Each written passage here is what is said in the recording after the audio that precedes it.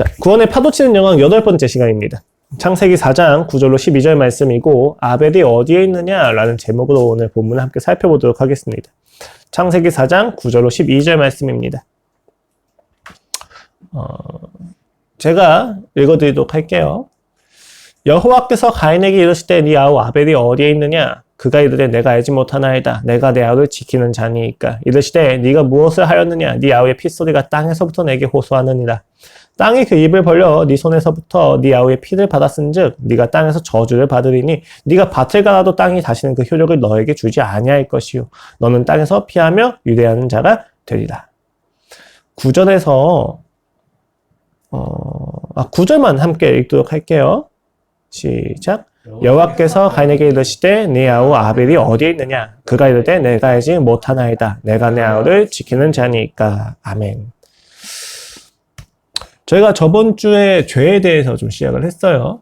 죄에 대해서 시작한 이후로 죄에 대해서 계속 보여주시고 저의 죄도 알려주시기 때문에 굉장히 괴로운데 죄가 무엇입니까? 하나님의 창조를 기준으로 한다고 했었을 때 죄란 건 자기중심이라고 이야기했어요. 하나님의 창조 목적을 벗어나서 내가 나의 목적을 세우고 하나님이 선하신 것이 아니라 내가 선하다라는 것을 주장하는 자기중심성. 이 자기중심성이라는 성향이 있다는 거 안에서 우리가 어떤 명분을 내세워도 어떤 구호를 외친다 해도 결국은 자기 사랑을 중심으로 하기 때문에 반드시 죄의 결과가 될 뿐입니다. 우리가 이 죄를 떠날 수가 없다는 거예요. 이것이 의미하는 바는 너무 명확합니다. 우리의 인생이 결국 나 자신을 파괴할 수밖에 없다는 겁니다. 이런 자기사랑은 무지, 무감각, 무력감을 특성을 가지고 있어서 우리가 결코 헤어나올 수 없다는 특징을 잘 보여줍니다. 그런데 저번 주에 본문에서 바울은 이 죄에 대해서 우리가 죽었다라고 이야기합니다. 우리가 어떻게 죄에 대하여 죽을 수가 있습니까? 예수 그리스도의 죽음과 부활에 우리가 연합되었기 때문입니다. 그가 우리와 함께 하시기 때문입니다. 홀로는 알 수 없는 죄였는데 홀로는 추구할 수 없는 창조의 목적인데 그가 함께 하시는 것을 통해서 우리가 사랑을 알게 되고 그 창조의 목적을 알게 되고 그 기준을 알게 되어서 우리가 이 죄에 대해서 저항을 할 수 있게 됩니다. 우리가 이 죄에 대하여 죽게 됩니다. 그리고 하나님에 대하여 살게 되었다는 것입니다. 이것을 우리가 예수 그리스도께서 우리 안에 새로운 질서를 창조하셨다라고도 표현할 수 있을 것입니다. 이 질서는 하나님을 향한 사랑이라고 하는 점에서 회복이라고도 표현할 수 있습니다. 이렇게 저번 주 죄의 본질이 자기중심성이라는 것을 확인했다면 이제 우리의 과제는 이 죄로부터 모든 인류와 피조세계가 벗어날 수 없다는 것에 대해서 확인해야만 합니다. 실제로 오늘 본문은 그것을 아주 잘 설명해 주는데 아담과 하와의 범죄가 그 자녀인 가인에게로 이어지고 있다는 것을 확인할 수가 있습니다. 이것을 가지고 우리가 죄의 보편성이라고 하는 주제를 이야기하고자 합니다. 여기서 우리의 질문은 굉장히 간단합니다. 왜 나는 내가 짓지 않은 죄의 결과로 죄된 성향을 가지고 태어나야만 하는가? 처벌에 대한 것은 둘째치고 우리가 모두 자기중심성이라고 하는 죄에서 시작을 한다는 것, 이것 자체가 우리한테 굉장히 반감을 사게 됩니다. 왜 우리가 짓지도 않았고 우리가 아담에게 권위를 위임하지도 않았는데 왜 아담의 죄로부터 영향을 받아서 죄로부터 태어나 죄된 성향을 가지고 실행죄를 행할 수밖에 없는지에 대해서 우리는 질문을 던진다는 거죠. 불합리하다는 겁니다. 사실 쉽게 이해할 수 없는 일이지만 굉장히 중요한 주제이고 교리입니다. 왜냐하면 이 교리를 분명히 하지 않으면 우리는 하나님을 필요로 하는 존재가 아니라 내가 스스로 나의 타락을 교정하고 죄를 수정해서 내가 스스로를 선하게 만들 수 있다라고 착각할 수 있기 때문이에요. 하지만 신자는 죄와 싸우는 존재가 아니라 죄 앞에서 하나님을 만나는 존재입니다. 이것이 딜레마예요. 스스로 짓지 않은 죄의 책임을 감당해야만 한다는 불합리함을 받아들이기에는 내가 가진 자유가 침해당하는 것 같고 스스로의 죄를 수정하거나 교정할 힘이 없다고 그 한계를 부정하기에는 성경이 선언하고 내가 경험하는 현실이 내가 죄인이라는 것을 너무 명백하게 이야기해 줍니다. 그럼에도 불구하고 우리는 이 죄의 보편성에 대해서 굉장히 강한 반감을 가지고 있어요. 이 강한 반감의 정체는 무엇이며 또 이 문제를 어떻게 해결해야만 하는지에 대해서 우리가 오늘 함께 살펴보고자 합니다. 그리고 이 죄의 보편성에서 비롯되는 이 질문들을 하나하나 해결하다 보면 우리는 능력 이상의 책임을 지려고 하는 나 자신의 불안과 부담으로부터 자유할 수 있게 될 것이고 내가 지금 말하는 이 죄의 문제를 어떻게 해결해야 되는지에 대해서 명확하게 할 수 있을 것입니다. 가장 먼저 오늘 본문을 좀 살펴봐야만 합니다. 오늘 본문은 가인의 이야기를 담고 있습니다. 다 아시겠지만 하나님께서 창조하시고 아담과 하와가 범죄한 이후에 쫓겨난 이후에 아담과 하와가 가인과 아벨이라고 하는 두 자녀를 낳게 됩니다. 이 가인과 아벨이라고 하는 두 자녀를 낳게 되었지만 가인과 아벨이 하나님께 제사를 드리게 되는 그 순간부터 문제가 발생이 됩니다. 하나님께서 아벨의 제사는 기쁘게 받으시고 가인의 제사는 기쁘게 받지 않으시기 때문입니다. 여기서 우리는 왜 가인의 제사를 기쁘게 받지 않으셨는지에 대해서는 알 수가 없습니다. 성경은 그것 자체를 이야기하지 않아요. 다만 간접적으로 이야기하는 것은 이미 가인의 마음이 올바르지 않았다는 것에 대한 확인은 거듭 시켜줍니다. 자, 그래서 가인이 결국은 그 제사가 받아들여지지 않는 것에 대해 분개하면서 아벨을 죽입니다. 그 아벨이 죽었을 때 하나님께서 그를 찾으십니다. 여호와께서 가인에게 이르시되 네 아우 아벨이 어디에 있느냐? 그가 이르되 내가 알지 못하나이다.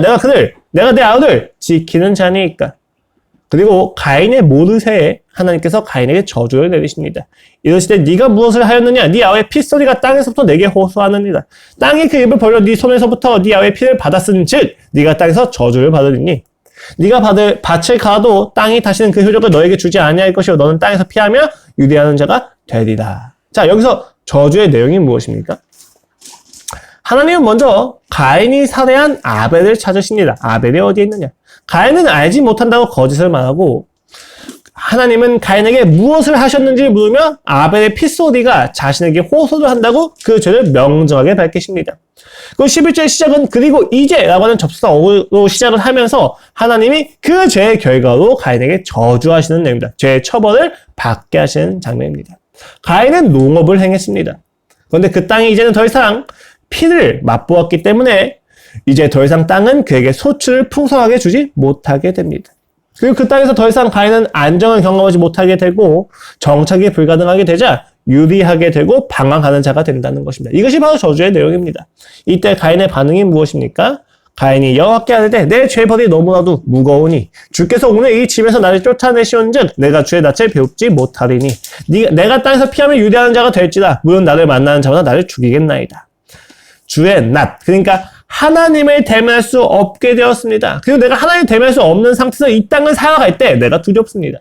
라는 이야기를 하는 겁니다. 여러분, 지금 가인이 받는 죄의 처벌에 대해서 우리가 보면서 데자뷰가 일어나지 않습니까? 여기서 상기가 되어지는 이야기가 하나가 있어야 돼요. 무슨 이야기냐면 아담의 이야기입니다. 아담이 범죄하자 하나님이 아담을 찾으십니다. 가인에게는 아벨을 찾으십니다. 아담이 하나님의 마음에 자기 자신을 숨기고 가인은 하나님의 마음에 자신의 죄를 모르는 척하면서 자신의 죄를 숨깁니다. 그가 자백을 하지 않은 것을 통해서 죄를 더 엄중하게 받게 되죠. 아담은 죄의 결과로서 땅의 저주를 받습니다. 가인 역시도 죄의 결과로서 그 땅이 저주를 받고 그 땅의 저주가 자신에게 영향을 미치게 됩니다. 아담은 에덴에서 쫓겨나게 되고 가인 역시도 거주하던 가족으로부터 쫓겨나게 됩니다. 죄로 인해서 아담은 그 모든 관계가 깨어졌고 가인 역시도 모든 관계가 깨어지게 됩니다. 심지어 그 저주의 내용에서 가인이 땅으로부터 평생 유리하는 자가 될 것이다 라고 이야기하지만 가인은 애녹성을 세워서 정착을 합니다. 하나님께서 처벌을 명령하셨지만 그 처벌이 있는 그대로 받지 않는 거죠. 이것은 아담도 마찬가지예요. 선악과를 먹으면 네가 정령 죽으리라고 이야기하시지만 그는 죽지 않았습니다.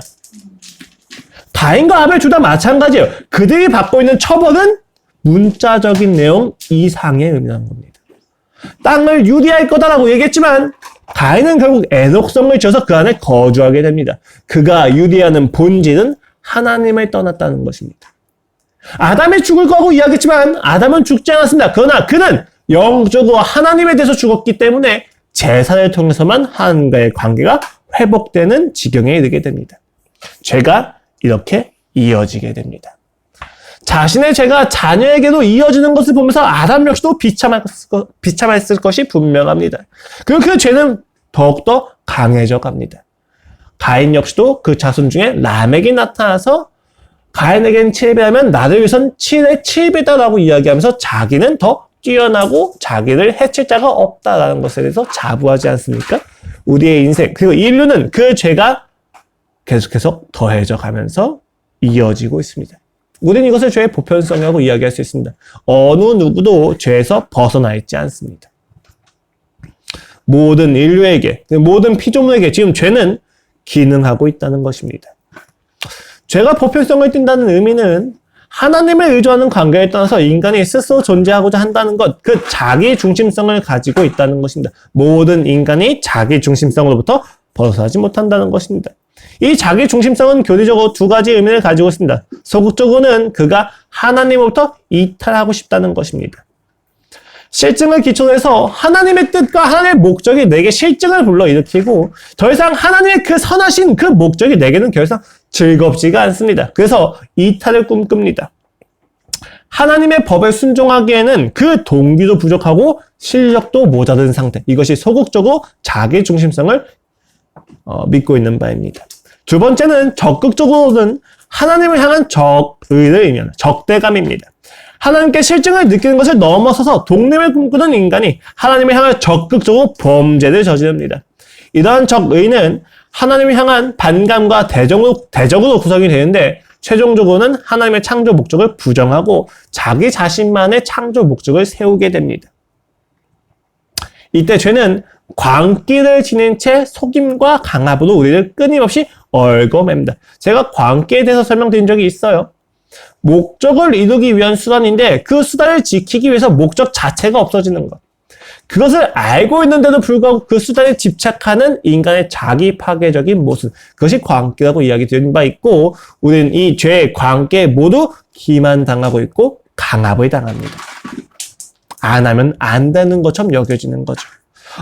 주님, 저 더 이상 이 죄가 나를 힘들게 하는 거에 대해서 알고는 있지만 멈출 수가 없습니다. 나 이 죄가 너무 좋아요. 내가 죽는 것을 알지만 난 이걸 멈출 수가 없어요. 이게 바로 죄의 광기이고 강압입니다. 우리는 이 죄부터 아무도 벗어날 수가 없는 상태입니다. 우리는 그래서 괴로워합니다. 심지어 이 죄의 결과 역시도 우리에게 보편적인 것을 알게 해줍니다. 많은 사람들이 나는 이제 죄인이 아니야 하고 이야기할 수 있겠지만 성경이 이야기하는 바 그 죄의 결과들 하나하나 그 수사를 쭉 이야기해주면 결국 나 역시도 죄에서 벗어나지 못하고 있다는 것을 명증하게 할 수 있습니다. 인간의 자기 중심성은 가장 먼저 실증을 만들어냅니다. 자기가 하고 있는 것 그리고 하나님께서 제시하는 목적에 대해서 실증을 느낍니다. 그 실증으로 인해서 인간은 하나님의 명령에 대해서 적극적으로 저항을 하기 시작합니다. 그것이 선악과였죠. 그 결과로 인간은 사망을 맞이하게 되고 그 사망이 인간에게 선포하는 유한성 앞에서 인간은 유한한 가치를 무한하게 여기면서 자신의 불안을 감추려고 합니다. 이러한 불안은 인간으로 하여금 끊임없이 수치와 두려움을 만들어서 관계를 단절시키게 되고 결국 인간은 하나님과 인간의 관계부터 시작해서 이웃과 자연과 자기 자신의 자아와도 관계가 모두 깨어져서 고립되어집니다. 지금 누구에 대한 이야기를 하고 있는 것입니까? 저에 대한 이야기고 지금 여기 놀고 있는 새하에 대한 이야기입니다. 그리고 오늘 우리가 성경에서 본문에서 함께 살펴본 바 가인에 대한 이야기이기도 합니다. 그는 자신의 곡식을 하나님께 드리는 것에 대해서 이미 아벨과 비교하면서 실증에 빠졌습니다. 제사를 드린 것에 대한 어떤 보답을 바라는 것이 아니라 제사를 드린 것 자체, 예배를 드린 것 자체에서 만족이 있어야 되는데 이미 실증이 그의 인생에서 시작이 되었습니다. 그리고 결국 그는 아벨에 대한 증오를 절제하라고 하는 하나님의 명령에 대해서 저항합니다.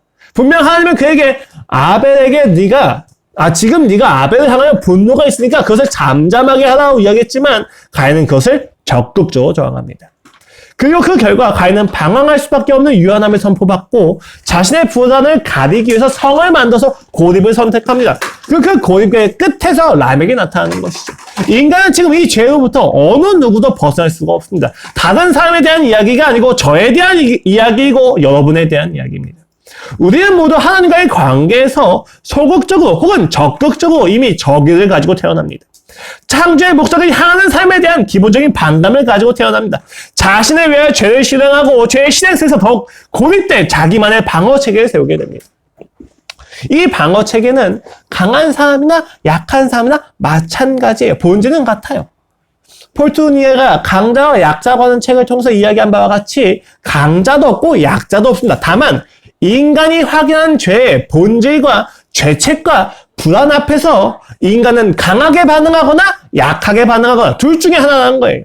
강하게 반응하는 사람은 자신의 양심과 감정을 묵살하고 약하게 반응하는 사람은 자신의 본능을 억제해서 타인에게 자신을 억압하도록 의존하게 됩니다. 강한 반응이 있고 약한 반응이 있는 거예요. 이 안에서 약한 사람은 강한 자를 존경하고 때로 강한 자는 약한 자를 존경하면서 혹은 무시하면서 우린 각자의 죄성을 더욱 공고히 하게 됩니다. 그러나 둘 모두 죄인인 것은 같습니다. 결국 이 둘 모두 사망 앞에서 해결되지 않는 그 불안을 어떻게든 잊어보려고 자기 자신만의 방법을 선택해서 살아가는 것과 다름이 없기 때문입니다. 이들 역시도 죄 앞에서 죽어가는 존재들입니다. 이렇게 인간의 자기 중심성은 이제 확장을 시작합니다. 자신을 중심으로 마음껏 생각하고 창조의 목적을 뒤집어 죽음을 향한 경주를 시작하게 됩니다. 그리고 그 경주에서는 창조의 목적으로 회복하려는 인생을 끊임없이 조롱합니다. 전쟁이 시작이 됩니다. 저마다가 옳기 때문에 모두가 틀려야만 하는 모순이 시작되는 거예요. 전쟁입니다. 그렇습니다. 이것이 우리가 이 땅에서 고통을 겪는 이유입니다. 세상은 이 땅의 모든 고통의 원인이 인간이 아니라 환경이라고 생각합니다. 가난과 질병과 인간관계와 무지가 문제다.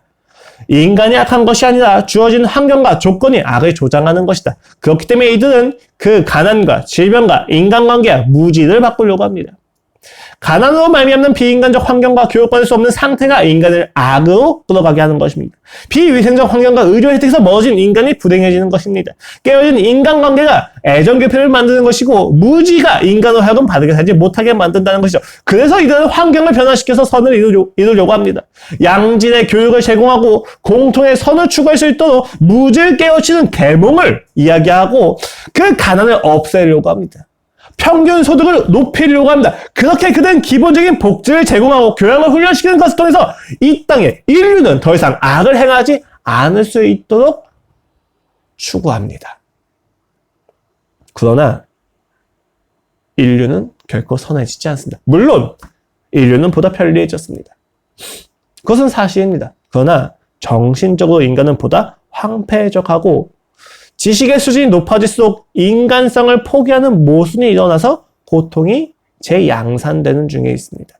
여러분, 연쇄살인마가 10명을 죽이는 것도 위험한 거고 우리가 경계해야 될 사실이지만 부동산 시장이 무너질 것을 예측하면서도 불구하고 서브프라임 계층에 있는 대출을 갚을 수 없다고 판단되는 사람들에게도 대출을 해주면서 자신들의 소득을 올리고 부동산의 그 거품이 빠질 때쯤에 그 모든 그 모든 주택들을 판매해서 도망친 경제사범들의 직무유기는 몇천 명의 자살자를 야기하기도 했습니다. 누가 진짜 더 죄인입니까? 우리는 때때로 인간의 지성이 높아지는 것이 더 선하다고 생각하지만 우리가 확인하는 바는 인간의 지성이 높아지면 높아질수록 인간의 악함 역시도 더욱 교묘해진다는 사실입니다. 간교해진다는 사실입니다. 환경을 바꿔서 고통을 없애려고 했던 인류의 시도는 오늘날까지도 실패하고 있습니다. 환경이 문제가 아니에요. 인간의 모든 고통은 죄에서 비롯됩니다. 수없이 많은 집단의 자기 확장성은 무수히 많은 분열과 착취를 낳게 되고 그 나비 효과로 우리는 끊임없이 악순환에 빠져 있습니다. 환경이 문제가 아닙니다. 우리의 자기 중심성이 가져온 증상일 뿐입니다. 그렇기 때문에 우리가 이 땅에서 하나님을 믿으려고 할 때, 그리고 그 믿음을 살아내려고 할 때 고민되고 억울하고 버겁게 느끼는 거예요. 당연한 겁니다.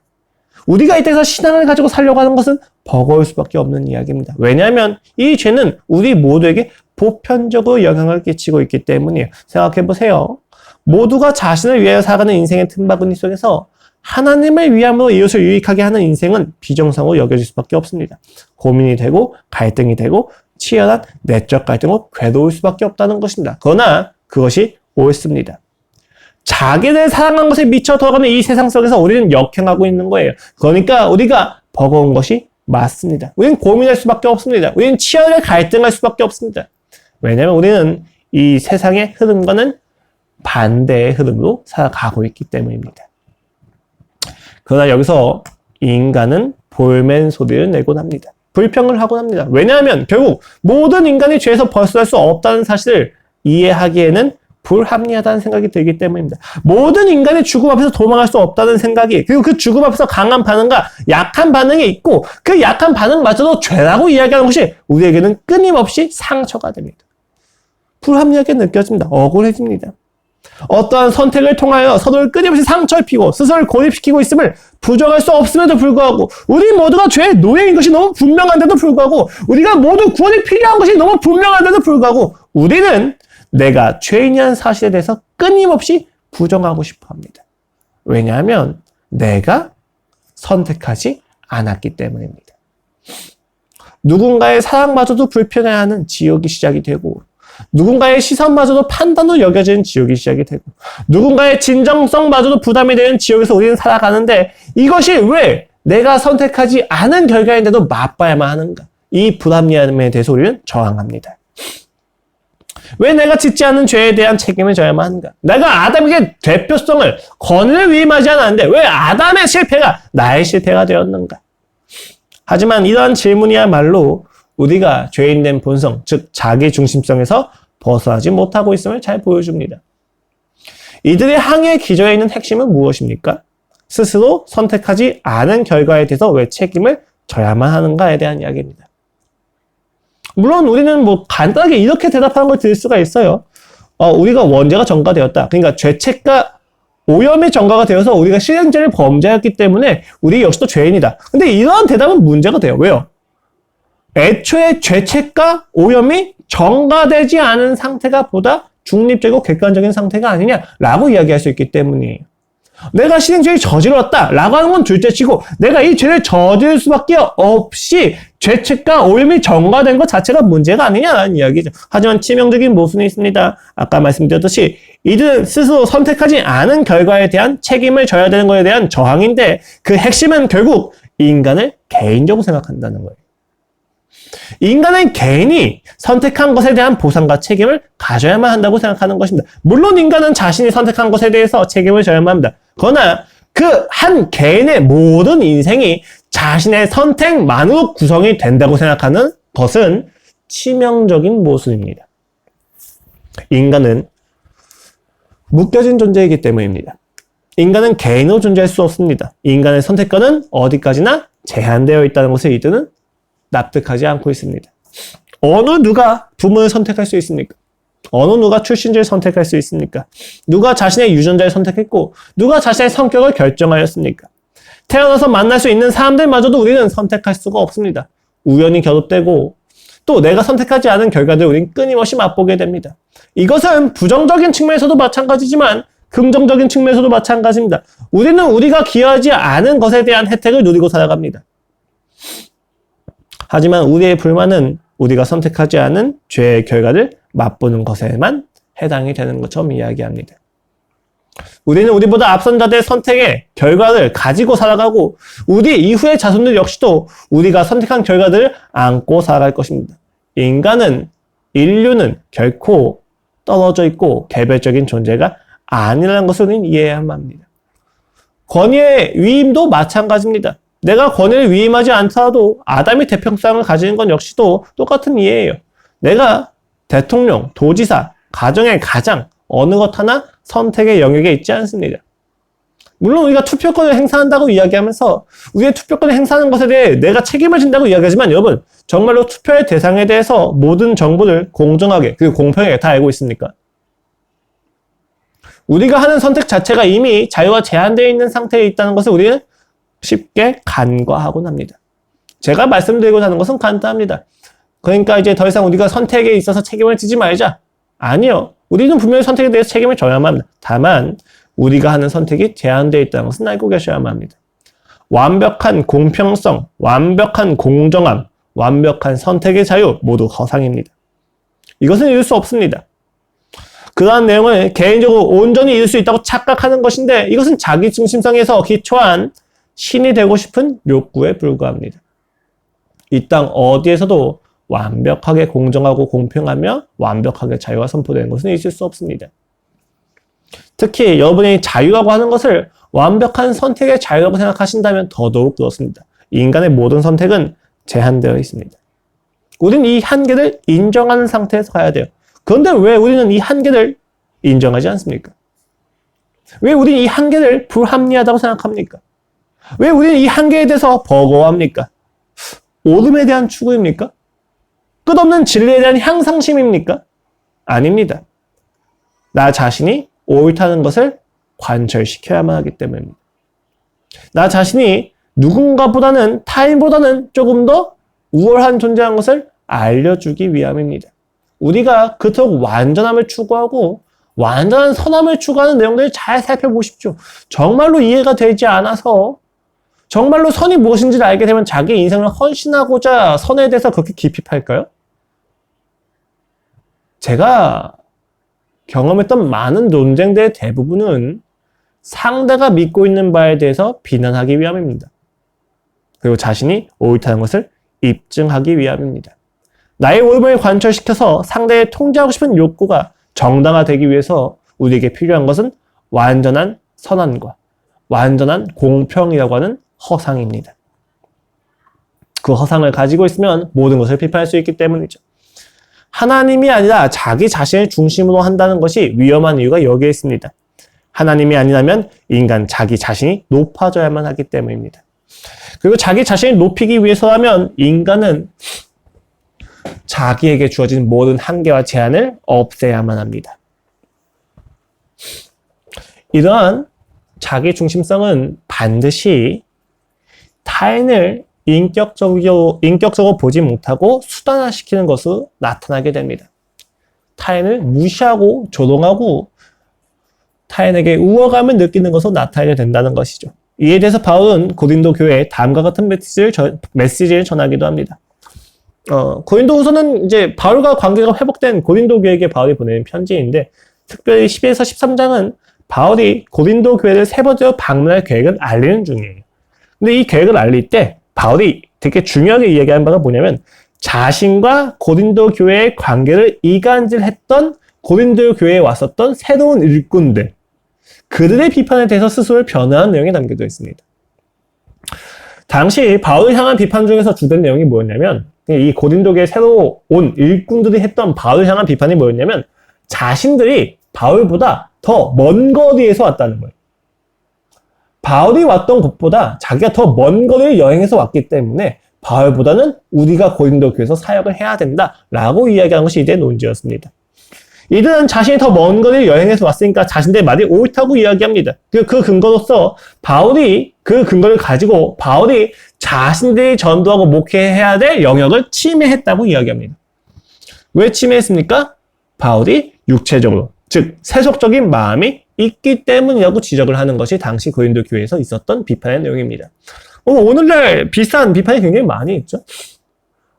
한 지역 안에 교회가 두 개가 세워지면 두 교회가 막 싸우기도 합니다. 가끔은 다 그렇진 않지만 싸우는 이유가 무엇입니까? 각자의 구역을 침범했다는 거죠. 한 건축물에 4층과 5층에 각각 교회가 있으면 그 교회들 사이가 좋으냐라고 했을 때 좋지 않은 경우도 있다는 거예요. 그 이유가 무엇입니까? 각자 자기의 구역이라고 생각을 하고 있기 때문입니다. 지금 고린도 교회도 이런 영역들이 지금 발생한 거예요. 그래서 바울이 이렇게 이야기합니다. 고린도후서 10장 12절 이하입니다. 우리는 자기를 칭찬하는 어떤 자와 더불어 감히 짝하며 비교할 수 없노라. 그러나 그들이 자기로서 자기를 헤아리고 자기로서 자기를 비교하는 지혜가 없도다. 그러나 우리는 분수 이상의 자랑을 하지 않고 오직 하나님이 우리에게 나눠주신 그 범위의 한계를 따라 하노니 곧 너희에게까지 이런 것이다. 바울의 논리는 굉장히 간단해요. 자신이 고린도 교회에서 복음을 전하는 것은 하나님께서 맡기신 책무 안에서 하고 있다는 것입니다. 자기가 지금 여기서 사역을 하는 것은 자신의 범위를 넘어서서 하는 게 아니라 우리가 분수 이상의 자랑을 하지 않고 그냥 맡겨진 책무를 다 하고 있는 거다라고 이야기해요. 그 이에 대해서 자신이 비판하는 자에 대해서 이렇게 반론을 하는 거죠. 자기로서 자기를 해야 되고 자기로서 자기를 비교하는 지혜가 없다. 너희가 한 것을 가지고 우리와 비교하고 너희가 한 것을 가지고 너희를 해야 되고 너희를 주장하니까 너무나도 어이가 없다는 이야기예요. 왜요? 신앙은 나를 기준으로 이야기하는 것이 아니라 하나님의 기준으로 이야기를 해야 되는데 이들은 자신들이 한 것을 가지고 정당성을 주장하고 있기 때문입니다. 그래서 14절을 보면 고린도 교회에서 실제로 먼저 복음을 전한 건 역시도 바울이라는 것이 나타나고 이들이 먼저 온 게 아니라 바울이 먼저 와서 이미 사역을 하고 있는 중이었습니다. 그런데 바울은 여기서 자랑을 하지 않습니다. 내가 분수 이상의 자랑을 하지 않겠다. 다만 그 범위의 한계를 따라서 내가 자랑을 할 건데 난 너에게 그냥 이르러서 목회를 했을 뿐이다. 라고 이야기합니다. 즉 자랑 자체가 문제가 아니라 그들이 하고 있는 자랑이 자기를 기초로 하고 있기 때문에 라고 지적을 하고 있는 거죠. 그들은 스스로를 과대평가하고 있습니다. 그리고 그 과대평가를 합리화시키기 위해서 세상적인 논리를 가지고 바울을 압박하고 있습니다. 이에 대해서 바울은 이와 같이 결론을 내립니다. 자랑하는 자는 주 안에서 자랑할지니라. 옳다 인정을 받는 자는 자기를 칭찬하는 자가 아니요 오직 주께서 칭찬하시는 자니라. 간단한 이야기죠. 자랑의 기준을 자신에게서 하나님에게로 전환시키는 겁니다. 내가 더 멀리서 왔다보다 중요한 내용은 내가 이곳에서 복음을 전할 때 하나님의 일이 이루어지는 것에 대해서 기뻐하는 겁니다. 내가 꼭 복음을 전하는 것이 좋은 것이 아니라 누구를 통해서든지 간에 복음을 전해서 그들이 하나님을 믿었다면 기뻐하는 것이 우리가 맡은 자랑입니다. 그런데 이들은 자신들을 통해서만 복음이 전해지기를 소망했습니다. 15절에서는 다음과 같이 보다 명확하게 전달하는데 그 의미를 명확하게 하기 위해서 공동 번역에 있는 내용들을 제가 읽어드리도록 하겠습니다. 15절입니다. 우리는 범위를 넘어서 남이 한 수고를 가지고 생색을 내려는 것이 아닙니다. 다만 여러분의 믿음이 성장함에 따라서 우리의 선교 사업이 여러분 사이에서 더욱 확장되기를 바랄 따름입니다. 우리는 맡은 범위를 넘기지 않겠습니다. 바울의 이야기는 굉장히 간단해요. 내가 나를 넘어서서 선교하지 않는다. 내가 하나님께서 맡기신 것을 넘어서 선교하지 않는다. 심지어 나는 내 범위를 넘어서 선교하는 사람들에 대해서 시기도 하지 않고 생색도 내지 않는다. 내 기쁨은 하나님이 전해지는 것이기 때문이다. 라고 이야기하는 겁니다. 이것이 그리스도의 주인 삼는 자들과 스스로의 주인 삼는 자들의 차이입니다. 여러분 아까 오름에 대해서 불합리하다고 반론을 제시하는 사람들의 이유가 무엇인 것 같습니까? 하나님을 알기 위해서? 생명을 더하기 위해서? 보편적인 인류를 위해서? 아니요. 자기 자신이 옳다는 것을 입증하기 위함입니다. 이들이 거대한 명분을 가지고 이야기하는 그 핵심에는 사랑이 아니라 자신의 오름을 관철시키려고 하는 교만이 있다는 것이다. 이것이 차이입니다. 적대자들은 바울을 공격해야만 높아진다고 생각합니다. 바울이 틀려야만 자신들이 옳다고 입증된다고 생각하고 그것만이 자신들에게 가치가 있다고 생각합니다. 그들은 비교하는 것 외에 다투는 것 외에는 방법을 알지 못합니다. 싸워야만 합니다. 짓밟아야만 합니다. 상대 이해할 필요가 없습니다. 그렇게 자신들은 끊임없이 높아져야만 합니다. 그러나 바울은 달랐습니다. 하나님의 중심을 볼 때 내가 옳고 내가 틀린 것은 그렇게 중요한 것이 아닙니다. 하나님이 옳으시기 때문입니다. 이들과의 다툼 속에서 바울이 의도하는 바는 간단합니다. 내가 옳다를 주장하는 것이 아니라 그들이 틀렸다는 것을 통해서 하나님이 옳다는 것을 그들에게 이야기하기 위함입니다. 내가 옳은 것을 그들에게 주장하기 위함이 아니에요. 하나님이 옳으니까 우리가 하나님을 같이 추구하자. 나도 틀릴 수 있으니까 같이 이야기하자. 라는 이야기가 바울에게선 가능하다는 것입니다. 그러나 적대자들은 이것을 이해하지 못합니다. 왜요? 자신이 옳아야만 하기 때문입니다. 그들은 하나님이 옳은 것이 중요하지 않습니다. 자신이 높아지는 것이 중요하기 때문입니다. 자기 중심적인 사람들은 그 옳음을 가지고 상대를 짓밟아야만 만족을 느낍니다. 이것은 치명적인 모순입니다. 그렇게 해봤자 결과는 고립밖에 없기 때문입니다. 주변에 그런 사람들이 있습니다. 틀린 것을 기가 막히게 찾아내고 지적하는 사람들. 무엇을 주장하든지 간에 그 주장의 모든 것에 대해서 지적하고 비난하는 사람들. 최악을 생각한다고 하는 명분 아래에서 모든 의견들에 대해서 반론하는 사람들. 어떤 누군가가 이야기하는 사상과 가치관에 있어서 공동의 선, 정의, 공평함을 명분으로 내세우면서 그 사상이 완전하지 않다고 지적하는 사람들이 있습니다. 바로 저입니다. 그 속내가 무엇입니까? 완전한 자유와 평등? 실질적인 오름에 대한 추구? 가만 살펴보면 제 안에 교만이 있을 뿐입니다. 네가 이야기하는 거에 대해서 나는 이만큼 탁월하게 비판할 수 있어. 내가 조금 더 옳아. 여러분 그런데 A하고 B가 있었을 때 A가 아니라는 것이 입증된다고 해서 B가 옳게 되는 건 당연히 아닙니다. 논리적인 모순이죠. 함께 옳음을 추구하고 함께 더 나은 방향으로 나아가야 되는데 비판하는 것에, 정죄하는 것에, 나 자신의 옳음을 관철시키는 것에 한눈을 팔게 된다는 것입니다. 이것이 죄가 가지고 있는 두려운 점입니다. 이것이 죄가 보편적으로 기능하고 있다는 것에 대해서 이 인간이 반감을 가지고 있는 것의 정체입니다. 이 인간이 교만하고자 하기 때문입니다. 웃기지 않습니까, 여러분? 세상 역사를 보십시오. 완벽한 자유와 평등을 이야기하는 여러 가지 사상들을 잘 생각해 보세요. 그 사상의 왜 결말은 항상 엘리트주의입니까? 정말로 평등을 추구하는 세상이 오지 않고 왜 항상 엘리트주의로 빠지게 됩니까? 간단하죠. 죄이기 때문입니다. 자신이 높아지고 자신이 짓밟히기 전에 상대를 짓밟고 싶어하는 인간의 본성 때문입니다.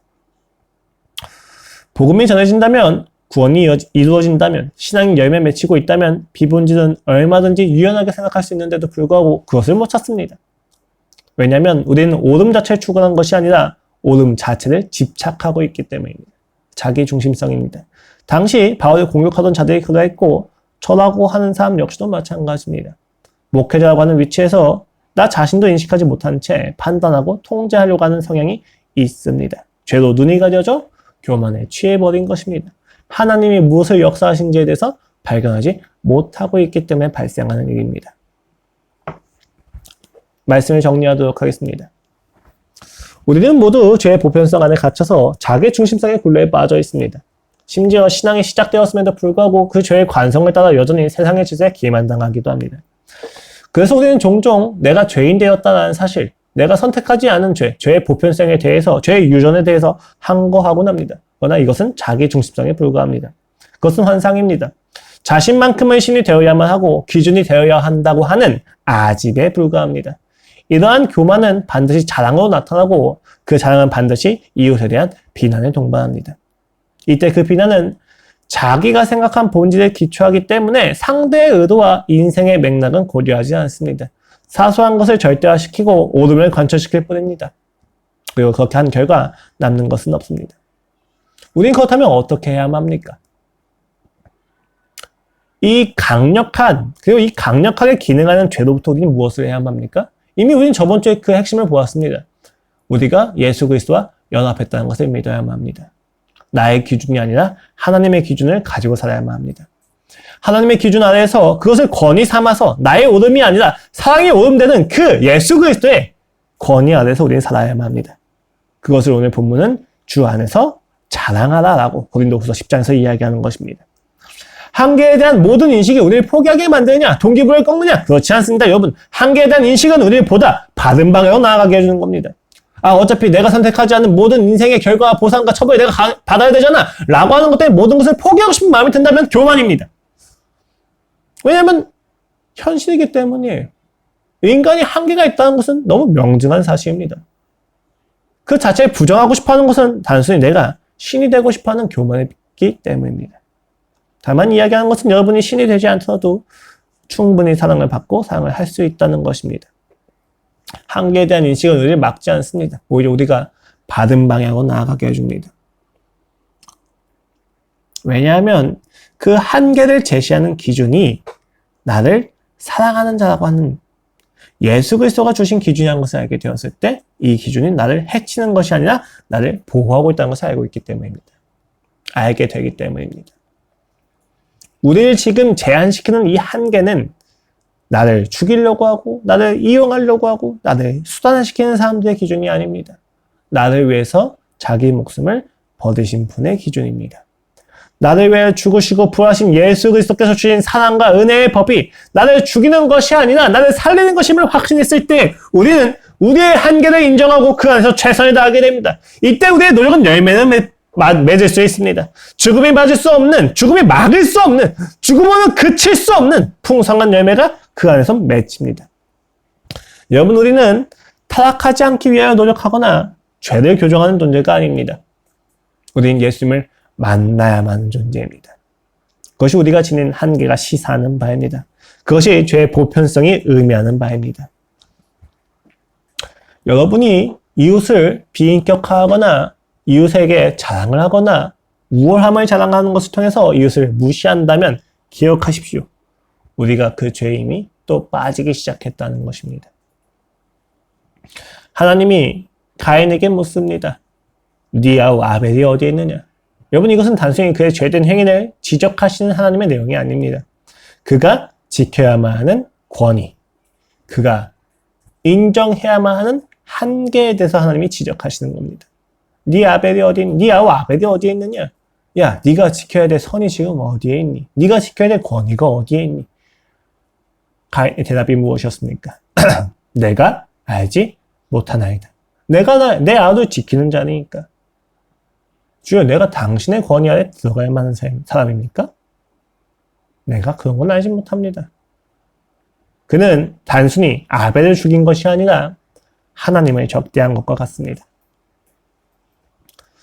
우리가 이웃을 비난할 때, 이웃을 짓밟으면서 자랑할 때, 비본질을 본질인 양 으스대면서 상대를 압박할 때, 우리는 이웃을 해치는 것이 아니라 하나님을 적대한다는 것을 반드시 아십시오.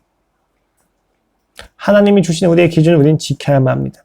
우리는 이웃을 판단하는 자가 아닙니다. 우리는 이웃을 사랑해야만 하는 한계 속에 있습니다. 우리는 이웃을 사랑해야 하는 자이지 판단하는 자가 아닙니다.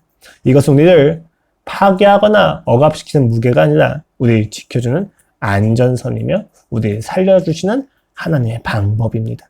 그 안에서 최선을 다하십시오. 그 안에서 열매를 맛보십시오. 그 안에서 즐거움을 누리십시오. 우리는 하나님 앞에선 틀린 존재입니다. 하나님이 옳습니다. 그러나 그 하나님의 오르심은 사랑이기 때문에 우리의 틀림이 문제가 되지 않습니다. 여러분, 우리가 옳다는 것을 관철시키기 위해서 살지 맙시다. 우리는 자신의 오름이 틀리더라도 사랑을 하기 위해서 살아갑니다. 그것이 우리 안에 회복되어야만 하는 창조의 목적입니다. 함께 기도하시겠습니다.